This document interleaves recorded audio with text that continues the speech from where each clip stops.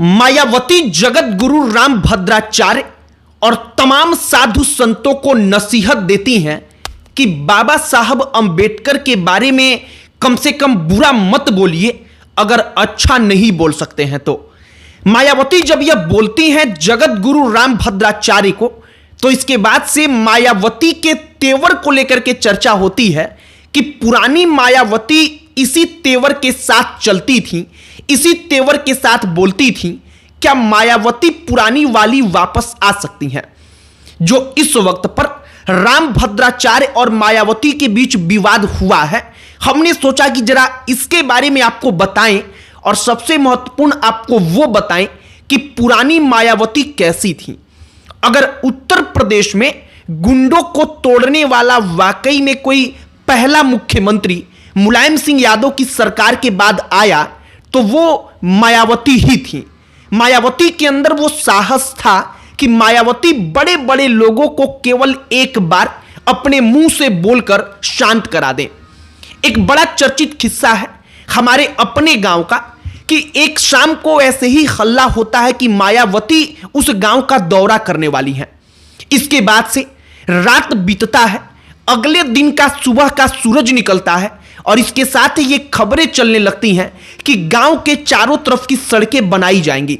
देखते ही देखते चंद दिनों में मायावती का दौरा प्रस्तावित है, इसके नाम पर उस गांव के चारों तरफ सड़कें बना दी गईं, सड़कें चमाचम करने लगी।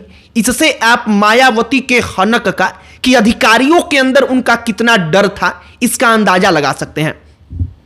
कई किस्से हैं और कई कहानियां हैं और इस वक्त पर जो चल रहा है वो सब कुछ आपको आगे बताएंगे। लेकिन आगे बातचीत करने से पहले हमारा नमस्कार स्वीकार करिए। हमारा नाम मोहित कुमार सिंह है। मायावती और जगत गुरु राम भद्राचार्य के बीच में क्या हुआ है, आप सबसे पहले इसे समझिए। राम भद्राचार्य मनु स्मृति को और डॉक्टर भीमराव अंबेडकर को लेकर के बयान देते हैं। राम भद्राचार्य अक्सर कुछ बोलते रहते हैं जो विवाद का कारण बनता है। राम भद्राचार्य इस बार कह देते हैं कि अंबेडकर जो थे उनको संस्कृत का ज्ञान नहीं था, उनको संस्कृत नहीं आता था, तो वो मनु स्मृति को पढ़ ही नहीं पाते थे। अगर मनु स्मृति को पढ़ पाते, उनको संस्कृत का ज्ञान होता, वो ज्ञानी होते, तो मनु स्मृति के बारे में कभी भी बुरी बात नहीं करते। इसके बाद से मायावती का स्टेटमेंट आता है।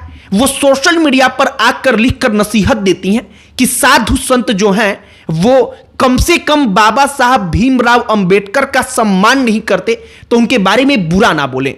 मायावती इसके बाद कहती हैं कि मनु स्मृति का विरोध बाबा साहब भीमराव अंबेडकर के अनुयायी क्यों करते हैं, सबसे पहले जाकर के वो उसे पढ़ें और समझें और उसके बाद आकर के कुछ बोलें।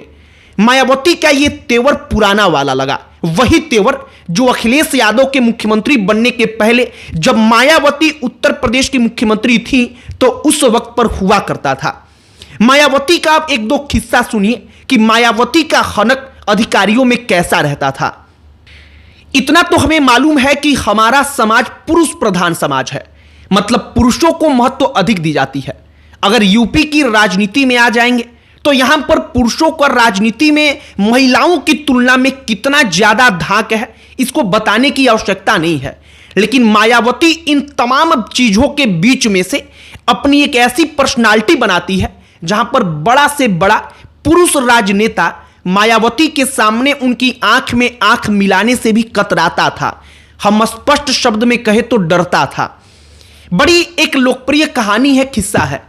कहा जाता है कि मायावती जहां पर बैठती थी, जिस हॉल में मीटिंग होता था, चाहे कितना भी बड़ा नेता हो, वो ब्राह्मण हो, वो ठाकुर हो, वो किसी जाति का हो, वो मायावती के सामने कुर्सी पर नहीं बैठता था। मायावती एकलौती रहती थी जो कुर्सी पर बैठेंगी और बाकी सारे उनके सामने कुर्सी के नीचे बैठेंगे, जमीन पर बैठेंगे। मायावती का ये रुतबा था, मायावती की ये हनक थी कि बड़े बड़े नेता हुए, उनकी अपनी पार्टी में बड़े बड़े नेता हुए, हर जाति के नेता हुए, लेकिन किसी की हिम्मत नहीं हुई कि वो मायावती से आंख में आंख डालकर सवाल पूछ सके या मायावती से उलझ सके। मायावती के एक किस्से लोकप्रिय हैं। अब आप सोचिए कि उनकी अपनी पार्टी का बड़ा से बड़ा नेता, अगर उसके मन में मायावती के लिए इतना डर होगा, उसकी इतनी हिम्मत नहीं थी कि वो मायावती से आंख में आंख डालकर बात कर पाए, तो अधिकारियों की क्या स्थिति रहती होगी। हम लोग बिहार के जंगल राज के बारे में अक्सर बात करते हैं, लेकिन आज हम आपको यूपी के जंगल राज के बारे में जरा बताते हैं। मायावती ने जब सत्ता संभाली, जो आखिरी उनका टर्म रहा, तो कहा जाता है कि उस वक्त पर मायावती जो 5 साल का उनका टर्म रहा, उन्होंने गुंडई को जैसे खत्म किया, वो उत्तर प्रदेश में जंगल राज के समाप्ति का सूचक बना। यह बात सच है कि मायावती के शासन काल में पुलिस और प्रशासन की सख्ती बढ़ी थी। पुलिस और प्रशासन को काम करते हुए लोगों ने उस दौर में महसूस किया था कि पुलिस और प्रशासन क्या कर सकती है, और मायावती के इसी तेवर की चर्चा एक बार फिर से हो रही है। मौजूदा परिस्थिति जो है, जिसमें मायावती को लेकर के चर्चाएं चली हैं, वो चर्चा ये चली है कि मायावती वाकई में राजनीतिक तौर पर, चूंकि वो बड़ी शांत हैं, वो कुछ बोल नहीं रही हैं। कहा जाता है कि मायावती को डर है बीजेपी से, मौजूदा सरकारों से, कि सरकार उनके जो पुराने कुछ ऐसे कर्म हैं जो गलत हैं, उसके आधार पर उनको परेशान करवा सकती है, इसलिए वो चुप रहती हैं।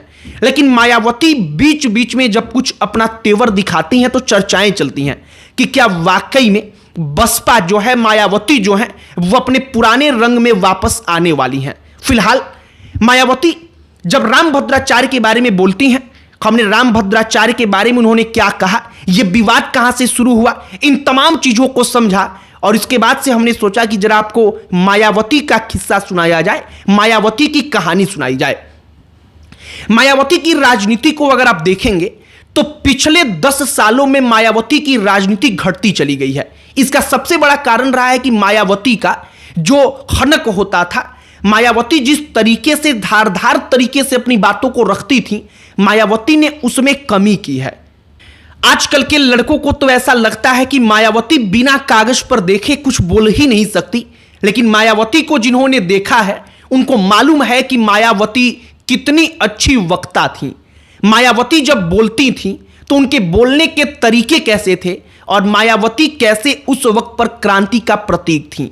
बाकी जगत गुरु रामभद्राचार्य और मायावती के बीच मनुस्मृति को लेकर, बाबा साहब अंबेडकर के टीका टिप्पणी को लेकर जो सब कुछ हुआ है, हमने वो कहानी आपके सामने रखी है। और एक बात की, मायावती ने रामभद्राचार्य का नाम नहीं लिया, बल्कि उन्होंने सामान्य तौर पर साधु और संतों को नसीहत दी, टिप्पणी ना करने के लिए कहा कि डॉक्टर भीमराव अंबेडकर पर टिप्पणी मत करिए। रामभद्राचार्य के बारे में हमने जितना अब तक उनको अध्ययन किया है, हमने जितना अपने आप से समझ पाए हैं हम उनको, उसके हिसाब से रामभद्राचार्य शायद आवश्यकता से ज्यादा वाकई में किसी भी मुद्दे पर बोल देते हैं।